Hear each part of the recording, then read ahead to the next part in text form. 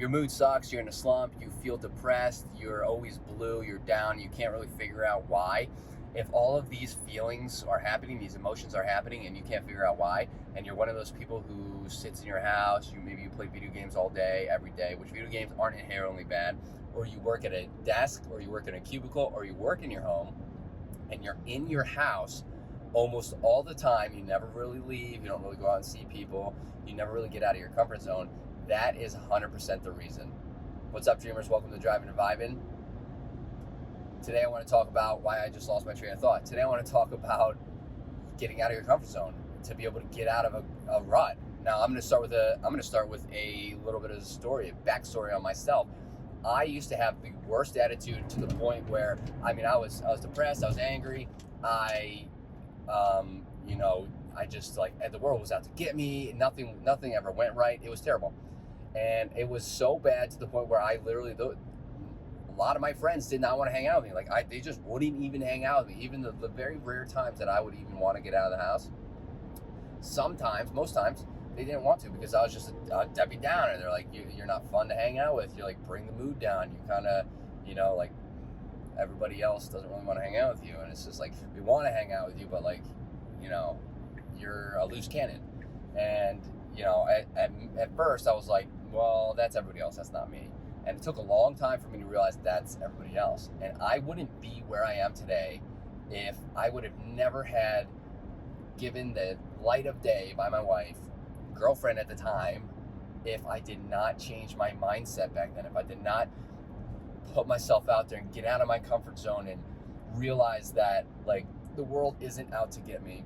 And it can't, it can't be everybody else. It has to be something that maybe I'm doing or I'm thinking, because it's been years and years and years, and friends and family, they're like less inclined to hang out with me or talk to me. They talk to me different. It's like you think about all this stuff, and it's easier said than done. But sometimes when you really dig deep and think about it, you realize that it's because of the actions you are taking that are preventing you from moving forward. And a lot of times it's because you're not ready to move forward. I wasn't ready to move forward until I was. Okay, I know that sounds weird, but that's exactly what it was.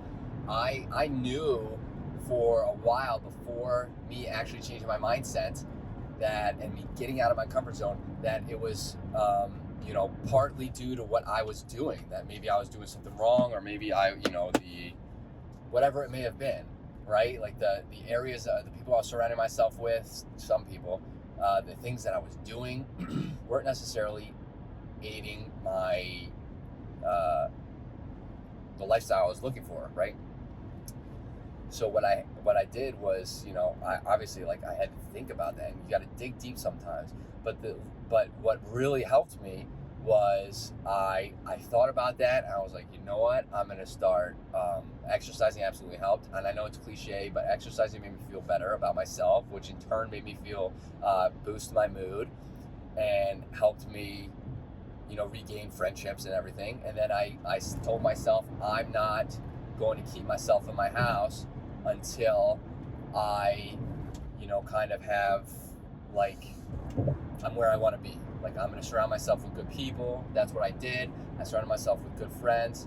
I talked to them. I started opening up a little bit to some of my really good friends, which I never did before. That's another very, very important part of kind of healing, I think. We'll say healing, for lack of better terms. Talking to people is very, very, very important. And I started doing that. I would never talk to anybody for any reason and never get anything off my chest, and that was dangerous. Keeping all that in, that really just can make you a person implode, it really is.